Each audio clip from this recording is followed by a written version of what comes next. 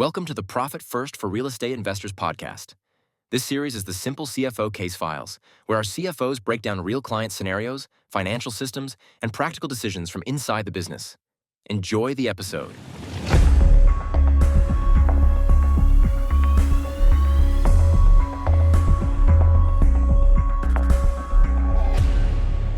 We're back here with CFO Case Files. Simple CFO Case Files. I'm Christina Gutierrez, and this is the second time Tony has been on our show. And the format's going to flip a little bit this time because we're going to talk through reviews because everybody wants reviews for their business. And Tony has been with us, as we talked about on the first episode with Tony, more than 3 years. He's worked with about 49 going on 50 clients. He's had multiple clients that he's worked through with us, whether it be just 60 days and giving them a business plan or working with them recurring, getting them up and running so they can get their own CFO in the picture. He's had a breadth of clients and been able to really make a difference. I mean, he's had, I don't even know, Tony, you may know better, at least 15 reviews, I can say, come through. And Tony's one person which will always share the good news, talk about good news. He's uplifting to everybody. It's always nice to share good news and not complain about things that happen constantly. So it's always good to have that person that gives you insight and says, hey, this is great news. I can't wait to share this with everyone. So today we're going to unpack all of that. We're going to unpack a few of the big clients that he's worked with using Simple CFO processes, systems, and really been able to dial in and help them get there. So Tony, thank you for joining me again today. I'm excited to have you here. Of course. What an intro. And I do think it's good to celebrate the wins, big and small. So yeah, let's talk about some reviews. All right. Awesome. So let's go with some of the string of clients that, let's see, who's been here the longest is who I kind of wanted to get up because they just start lighting up and I lose track of these clients because there's just so many. So I forget how long they've been with us. So what's the longest standing one that we talked about before? I think probably Mike and Bill. I want to say I've been working with them for a couple of years now. So okay, Mike and Bill have a really, and I'm gonna actually, I'll cue you up. So let me read the review because I'm sure you don't have it available. Let me see if I can. All right, so that's not the right one. Yeah, it is. So Bill has known David for many years. So he actually knew David before signing up. And he's been working with Simple CFO for a while. And he posted a review that he's just lucky enough to be paired up with Tony as a CFO.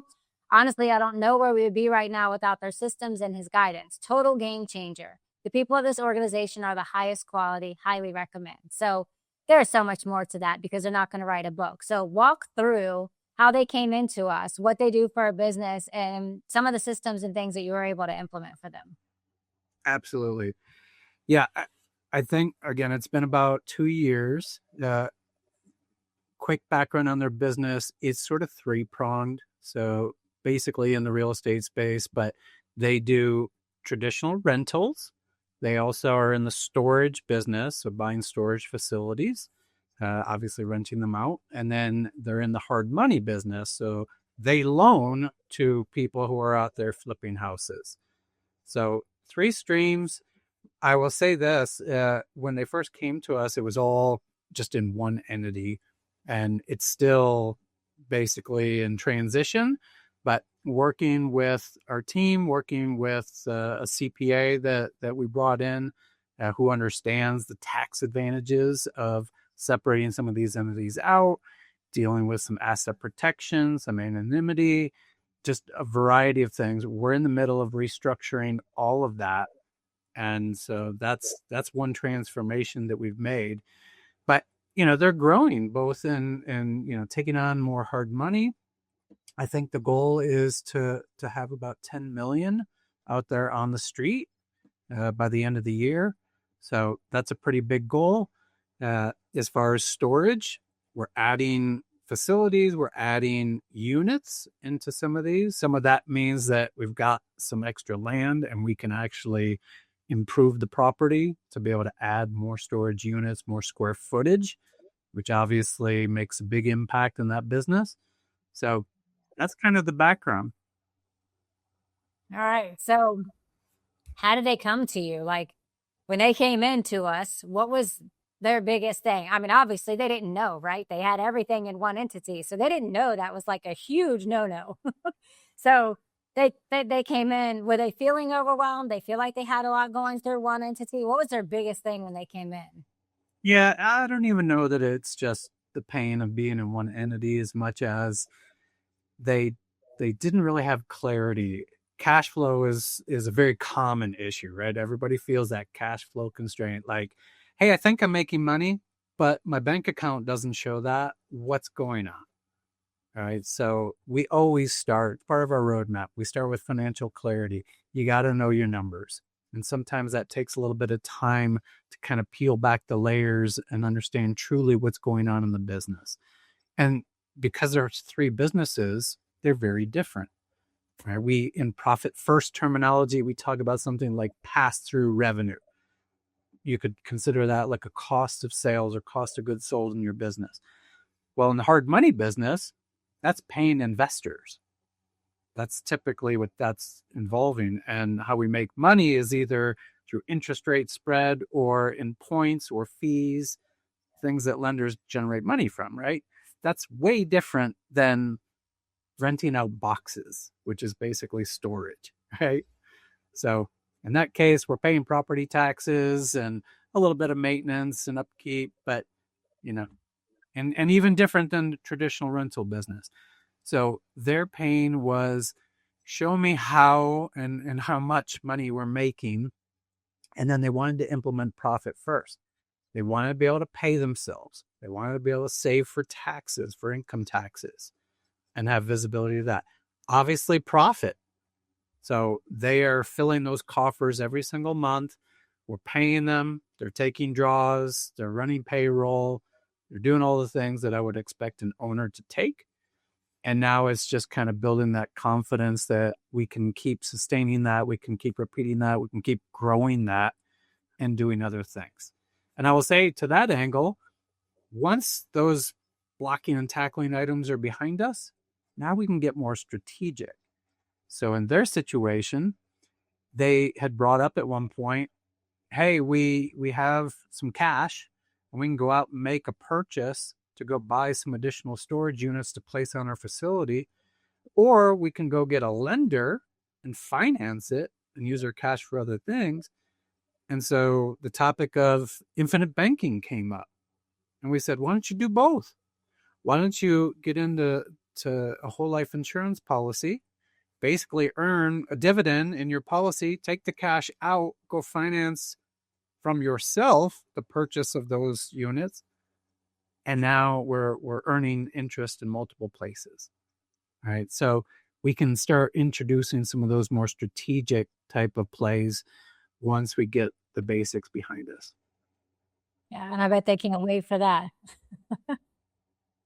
I know they all like the strategy, and that's what we do. They come to us, and a lot of them that come to us want to pay themselves, or they don't pay themselves, and then we implement profit first. So when they say that they're excited that you implemented some procedures and they have a good process, do you feel like they seem relieved? Do they follow the process as well? Are they on board now? And they seem like, oh my gosh, this is a great process. Because it's like people's personality changes when they start following a process, because we all strive for that in the end. Yeah, absolutely. So in the beginning, we had to get our arms around where we're spending money. So we typically, as part of our process at Simple CFO, we do what's called an expense analysis. And we look at historical spend in all the different categories, look at the monthly run rates, and then start looking at places that maybe we've been overspending. We can make some cuts. And I like to try to get away from just being a spreadsheet academic exercise by holding my clients accountable. If we're going to make a reduction, we have to have an action associated with it. And that's where the results start coming in, as we're meeting every couple of weeks or maybe even every week. And I can be checking to make sure that those expenses are going down because we're taking those actions. And then once we see the impact that we're bringing the expenses, the overhead down, that just goes straight to the bottom line. we can start building up those bank accounts we just talked about. And so that also starts to become routine. That in the beginning, you design profit first, looks good on paper, we start to run it. Maybe it's not quite right. We might feel a little bit of pain. It's different, it's new, but over time, that's routine. And so now I'm just checking in every couple of weeks and checking the bank account balances, making sure they're moving the money, taking the money, doing all the things that they set out to do when they came to us. Awesome. So you're definitely holding them accountable. And I'm sure they like that. Yeah, and it's kind of like an exercise program, right? You go to the gym for a few months, you kind of lifting the same weights. Eventually that starts to become routine. It becomes easy. If I'm coaching, I would say, okay, now it's time to add the weight, right? We got to stretch ourselves, and it becomes uncomfortable again. But that's where we're growing. I like that analogy. That's a great analogy. I did a podcast the other day, and I talked to the guy about us working through profit first and splitting everything up into different bank accounts. And it just kind of came to me there. And I was like, it's kind of like if you didn't have different rooms in your house and you just walked into one big building and you used the bathroom in the same room, you cooked in the same room, you slept in the same room, you worked in the same room. Imagine like, it was so simple, but it just kind of came to me like we wouldn't do all of that in the same room. Yes. Even dogs don't eat where they pee, right? That is true. Well, that's great. I mean, I really like that story. I think they're a good client because I feel like some of them come in and they don't realize what they're about to get hit with, right? They're like, oh, I want profit first. I want this. I want you to hold me accountable. But not every client realizes what they're going to get hit with and is as dialed in as they think they are. So they sound like really good clients that wanted the system, wanted to work with you, are excited now about working with you, and then really dialed in. So they sound like really good ones. I want to go down the road of action, right? A good client. If you're coming to us brand new and you're looking to get fixed, it doesn't work like that, right? There's a two-way street here that I'm going to help you see what needs to be done and we're going to do it together, but I can't, as a CFO, I can't fix a business. It really is a collaboration. And Mike and Bill do a wonderful job of following through on actions that are on their plate. And they hold me accountable too, that if I've got something on my plate, I mean, they're going to expect me to get it done as well. But that's the kind of collaboration, is the teamwork. And even if we say have maybe 2 meetings a month, that doesn't mean we can't work in between those meetings. I highly encourage that we can jump on a call ad hoc. We can, work through email. There's lots of things we can do to keep moving the ball down the field. Oh yeah, definitely. And we want them to come to us. We want it's a relationship of trust. I want you to come to me. I don't want you to make a decision that's going to cause an uproar in your financials, and then you come to me after the fact and inform me of what you just did that might have blown up your whole business. So the fact that you can gain that trust with people and they can appreciate what you're actually implementing for them tells us that they're 100% dialed in, especially when they'll come to you and say, I want to do this, not I already did this, now you fix it. Right. I can appreciate clients like this. So let's jump into another client. There's so many reviews. We don't have all day, but we'll go through some of the good ones. So let's talk about Harley. Harley and Alex are partners, as you informed me. Here's a review that Harley wrote. Simple CFO was a true find on our entrepreneurial journey. Through recommendations regarding the Profit First methodology, we discovered a strategic partner that, beyond assisting with strategic decisions to help us achieve the best financial results, supports us with broader business decisions and provides backing through an extensive professional network. I highly recommend Simple CFO. So again, same type of review, getting into profit first, having a strategic partner, getting the best financial results. So walk me through Harley and Alex. That's his partner. Walk me through Harley and Alex, how they came, and what do you feel like was the biggest thing when they came on board? I think with Harley and Alex, when they came to us, it was more, I'll use the word crisis. They kind of came to us in crisis mode. They recognized that they were getting overwhelmed with high interest rate debt. They had a great business, still have a great business, generates revenue.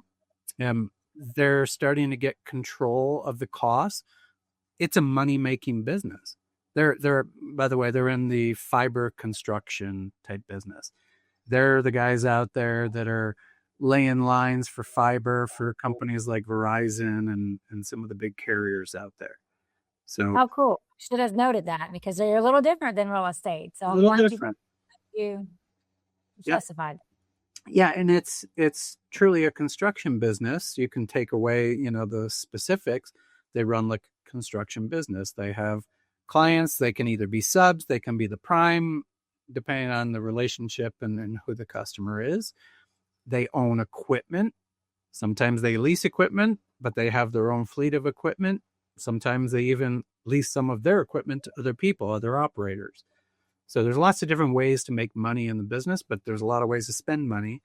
And some of the way they spent money is, frankly, I would say from predatory lenders out there.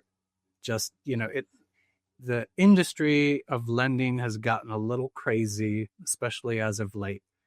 And it's pretty easy for any business to get a little bit desperate. And if cash flow is strained and they got to make payroll and they got to pay the bills, to go out there and secure funding from somewhere that maybe is really hard to get out of and to keep up with. And it's not just Harley and Alex. I've seen many companies that get blindsided by this, and it's a spiral that they just can't seem to stop, and it's just bleeding them. So what we did was, with our network of partners, we recognized that if this is a problem, we have a person or a company that has been down this path. And so let's use the term MCA, merchant cash advance type lending. That's a common thing out there. Maybe people don't know what it's called, but basically this is where companies are charging weekly interest, expect weekly payments, and it's super expensive. And if you get behind, it's impossible to catch up. And so we brought in a specialist who literally has templates and can tell you exactly as an owner what to say to the MCA people. And when they respond back, there's another template to respond to that. And it's literally just a systematized process that I've seen just work like a charm. And we can negotiate those payments down. In their case, so far, we've been saving $7,000 a week on some of that interest. That's almost $30K a month. That's amazing. Does everyone hear that? The amount of money that they're saving, $7,000 a week. I mean, map that out to a year. I mean, that's crazy. That is a great amount of money. They must be very thankful for that. They are. And everything's a snowball effect, right? When you get into this debt situation, it's a snowball that got you there. And once you're coming out of it, you start getting some breathing room. You can make better educated decisions. One win leads to another win. So like in our case, we started freeing up some of that capital. And now we're looking at how do we handle our assets better? We have a whole inventory of all of our equipment, our vehicles, our trailers, our construction equipment, and looking at what are we paying for interest? What's the term? Are there prepayment penalties? Can we get out of this stuff? And we're basically looking to refinance out of all that bad debt and save a ton on interest. That's awesome. And then so when you're doing that has to be done before you fully implement profit first, or can you partially implement profit first? How have you worked through those implementations? In their case, we're doing all this before. And I'm not saying you always have to do that, but let's just be honest. If all of your money, all the revenue you generate and the gross profit goes to cover your overhead and then your debt service, there's really nothing left, right? And we could say, let's put profit first, but if you're bleeding cash and you know, all these predatory lenders are on your case, you know, I'm not going to add more stress to that situation. We're going to fix the underlying problem first and generate some free cash to work with. And now we can start placing it into owner benefits, profit, compensation, tax savings, etc. Yeah. So back to what you were saying with Bill, like doing your expense analysis first and even seeing where everything's going. That's how you figure out this is where they're actually spending their money. And if you don't have a plan to actually bring those expenses down and keep them within the regular range to be able to see money at the end of the day, it doesn't help to start putting money aside. Because some people do the do-it-yourself profit first, and they just run numbers, but they don't make a profit, and they start putting all this money in these bank accounts, and then all they do is transfer it right back. So, you know, hats off to people that want to implement it themselves, but it's difficult if you don't have a good system and you're not being held accountable and you don't actually go through your expenses first and change your habits. It's same thing about the gym. If you don't change your habits, you're not going to make an actual change in your business.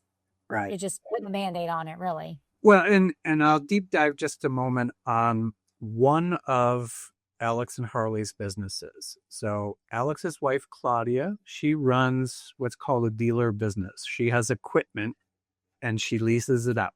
That's the core business. Similar clientele, but that's where they purchase equipment and lease it. And so she was getting a good handle on her expenses, but she really didn't know what kind of margins she should expect. And so we reverse engineered it to look at her overhead, to look at what kind of money would be good for her to take out of the business. So is it $10K a month? Are you looking for $100,000 at the end of the year? What is a successful business?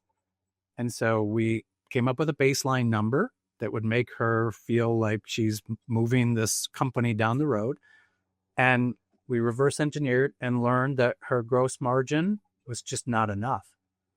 And so then we peeled that back and said, why aren't we getting more gross profit? And it came down to basically 3 items where she's spending money that we can go and fix and make improvements and juice up those gross margins so that she covers all the overhead and still walks away with net income every single month. So that's a real tactical thing that we've literally been working on over the last few weeks. That's awesome. That's good. I mean, we have to reverse engineer it because a lot of people too have the problem of like, oh, well, my friend runs the same business that I should be doing X because that's what he's doing. He could have partners in his pocket. He could have 3 employees versus 10 employees. He could have a lot less equipment, or his payment terms are better. Like, you just never know. And that's the FOMO that people go through, or the comparison aspect of, oh yeah, I should be doing what they're doing. But without somebody truthfully that knows your financials and can dig into them, like, you don't need to live somebody else's story. You live the story that works for you and what you need to bring home. And that's why you have to like maneuver your numbers to make it work for you. So I like how you brought that up. That's a good highlight. But I want to walk back a little bit to something you said earlier, because I think this is really important in Simple CFO. You said bringing your network of partners in. And so I want to talk through, because a lot of people do that. Do you do this? Do you do that? Does anybody know this? And I know we post to other CFOs that work with us. And that's one of the great things about working with a team of CFOs as opposed to just one. Because if Tony doesn't know someone that does X, Y, that, you know, then somebody over here may know and be able to connect you with someone. So talk me through any clients, because you've worked with a lot of them. What's some network of partners that you've been able to link them up with that have really made a difference in their business? Yeah. No names, just types of partners they look for. I'll say this. In addition to a network of partners, when you started kind of kicking us off here, you mentioned like the volume of clients that I've worked with, that we work with. Well, if you work with that many clients, there's bound to be overlap, right? So One of my clients, Mike Minkowski, he is shifting his business model a little bit. Been a traditional flipper, doing a lot of assignment deals, that sort of thing, but now wants to move more into the space. I'm going to call it the cloudy title space, right? So instead of solving problems, which is buying homes and fixing them up and selling them retail, now we're talking about trying to purchase homes to solve problems that are more on paper. And it's more like there's multiple heirs to a property and the heirs aren't talking to each other. And so it's just sitting there. It's kind of tied up in legal paperwork, and it requires somebody to come in and solve those problems. So it's kind of a fun chess match of sorts. It can be. And there's some good margins in those type of deals. Well, as Mike was going down this path, and he's in a training program and so forth, so he's learning. But we have a client that I've worked with in the past that has been down this road for a number of years. And that's what he does in his business. And so light bulb went off and I made the connection and these guys are talking now. And, who knows what that will, what kind of fruit that will bear. But it's education, if nothing less. It's one more person to run something by. And so we do that a lot. Okay, when we see that there's overlap and a win-win situation with any of our clients, right? Of Absolutely. course, your permission. Yeah, of course. But that is a plus. It's just like us sharing amongst CFOs.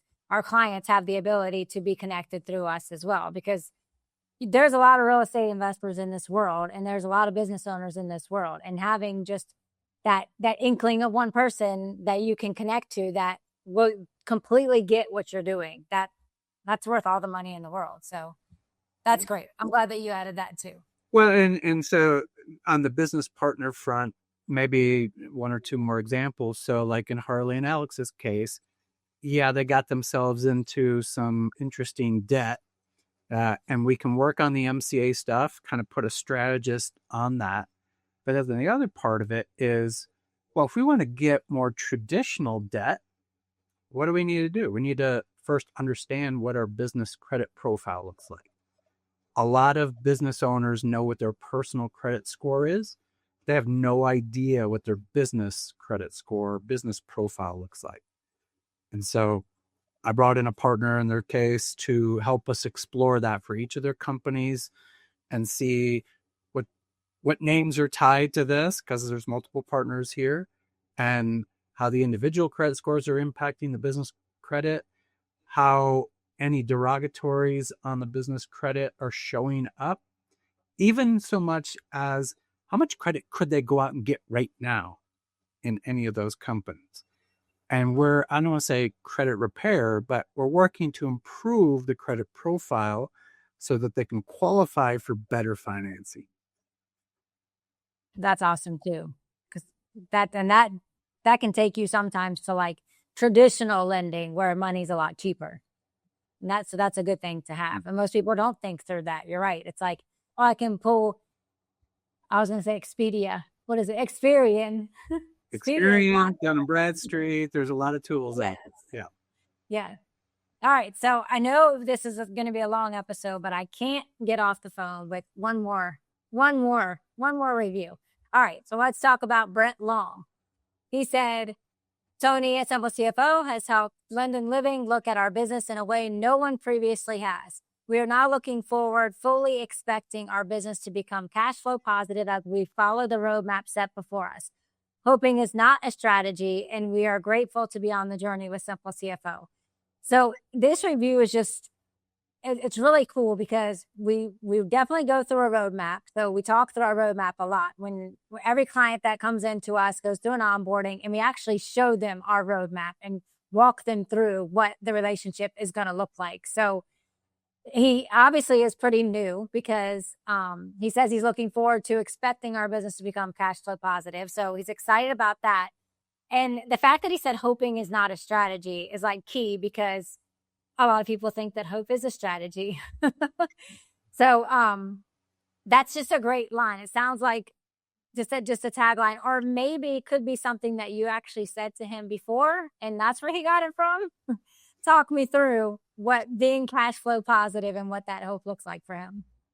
Yeah, I don't know that I planted that thought or seed with him, but it's true, right? And sometimes it takes somebody that's a third party like myself to come in, look at the business objectively, and not bring emotion into it. Because as a owner, an entrepreneur, you're always optimistic, right? You're always, emotionally vested in any property or asset or whatever that is the lifeline of your business.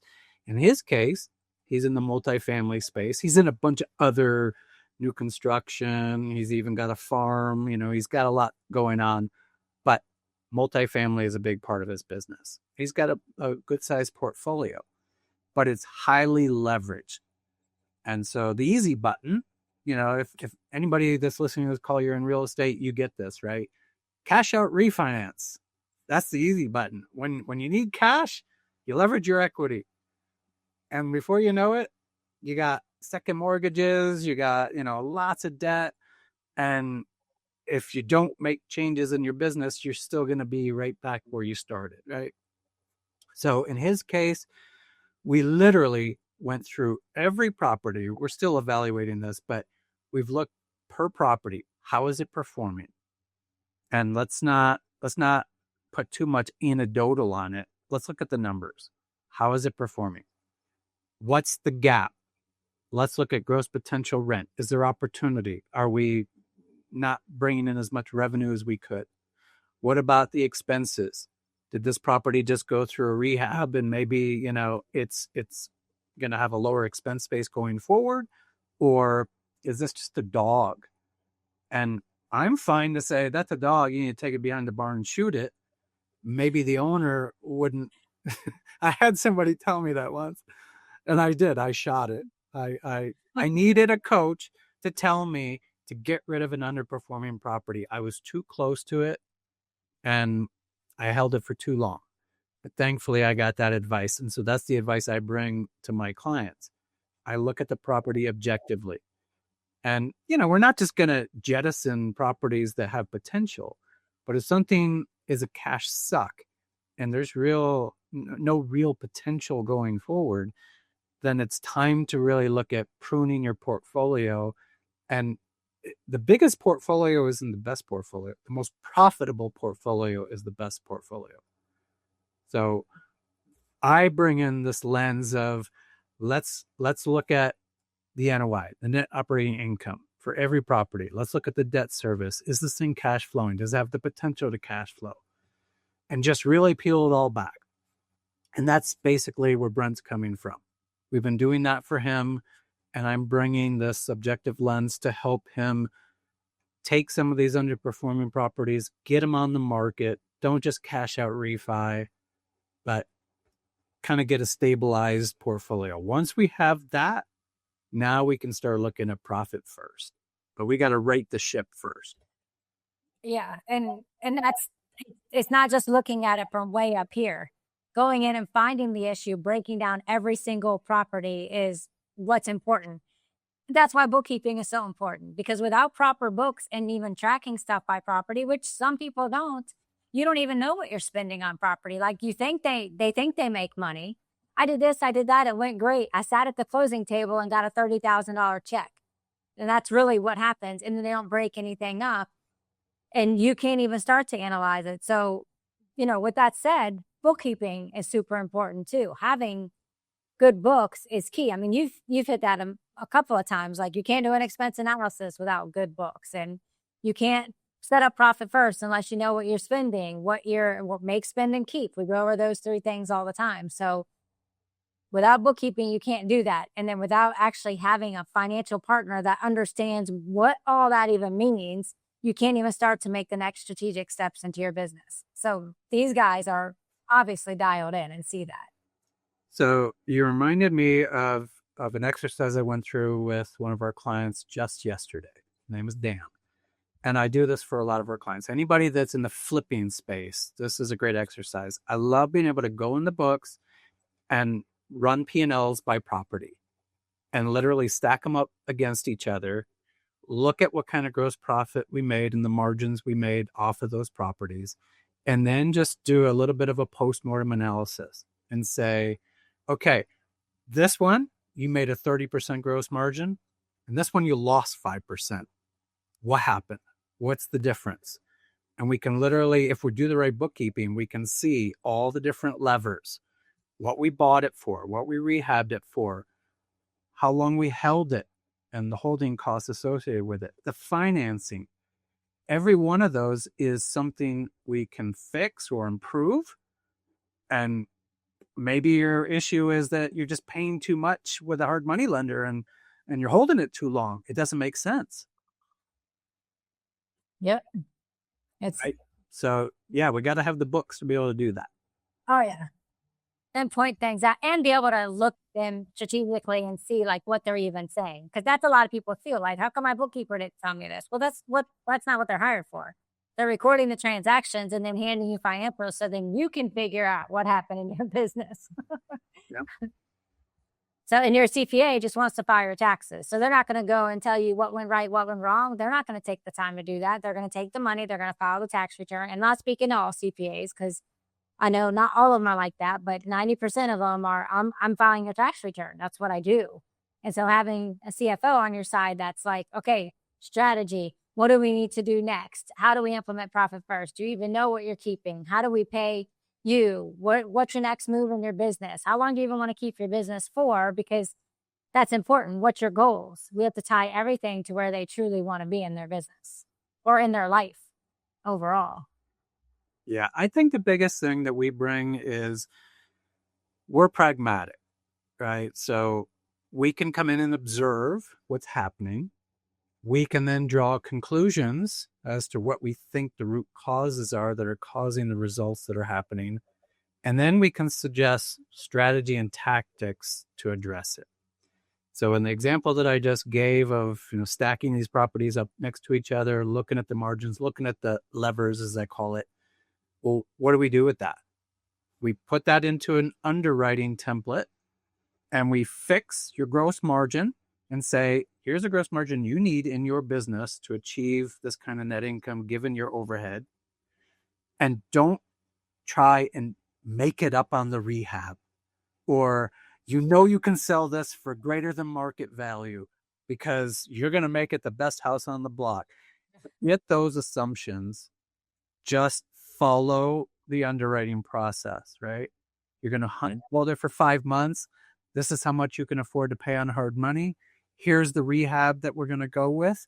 You can do that rehab. You've done it 10 times before, right? And if you can do that, now I can help you keep a limit on how much can you pay for that property when you're going out there negotiating with the seller. Yeah. Providing real actual data. Like hope is not a strategy.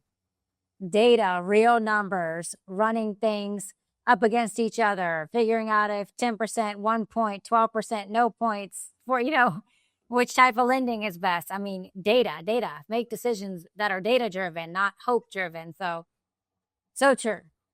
So all the reviews that we obviously I can read them all. We'll post them all in this episode. But probably 10 to 15 reviews that came through, all 5 stars, all within days, weeks of each other. So we know that Tony is in the trenches with these clients, working in and out with them. I know you have your meetings where you're live face-to-face, but as you said earlier, there's no reason why you can't email or answer questions or work during the week. So I know you're a humble guy about it, right? We like to hear wins, but what does it make you feel when you see all these good reviews or you hear these good things or you really make a difference in someone's life? Like, let's talk about how do you feel about that?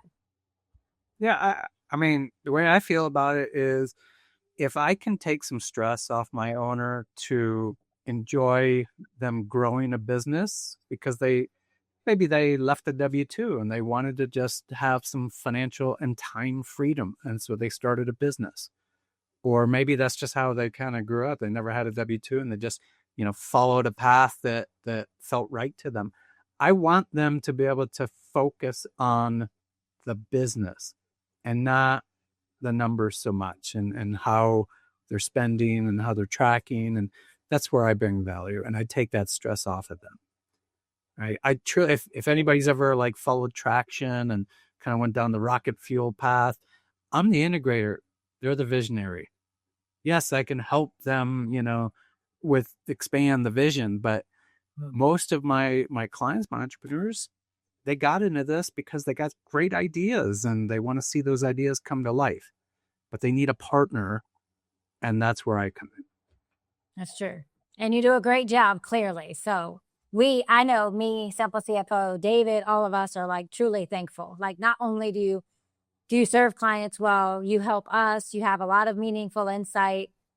You pretty much never miss meetings with us. You're always there. If someone asks a question, you're always there to jump in and have a contact or find a way to help. So for anyone that's listening, like, this is just Tony. So, and we have 13 other CFOs, 14 other CFOs, just like him. But Tony brings tremendous value, as the rest of our CFOs do as well. So if you hear these stories and you hear these business owners and they sound like you or sound like something you could use help with, then reach out, go, and you can actually see all the reviews too. So if you just go to simplecfo.com, you can book a discovery call, you can look at the reviews, you can find out more information about us.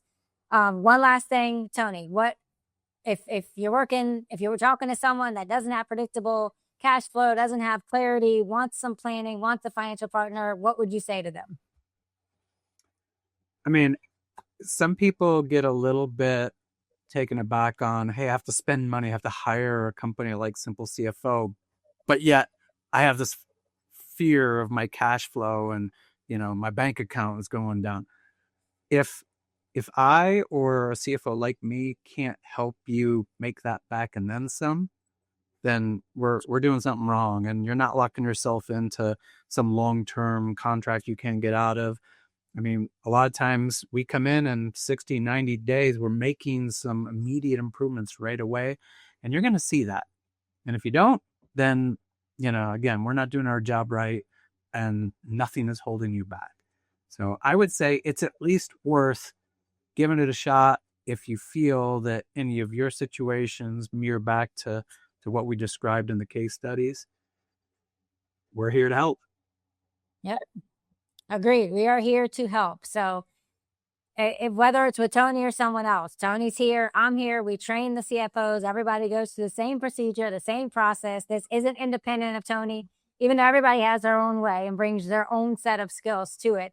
We run the same process. We're all part of the team at Simple CFO. So head over to simplecfo.com if you want to find out more information. Thank you, Tony, for being here. I appreciate you sharing all these stories. It is exciting to see all the stories come through, and super, super nice to see all of these clients getting back on track. So we appreciate you. Thank you for being here, and see you all in the next one. Thanks for listening to the Simple CFO Case Files on the Profit First for Real Estate Investors podcast. If you found this helpful, make sure you're subscribed so you don't miss our guest interviews featuring other real estate investors and our Profit First chats with David Richter. If you're ready to bring clarity and structure to the finances in your business, visit profitrei.com to apply for a free financial discovery call with our team.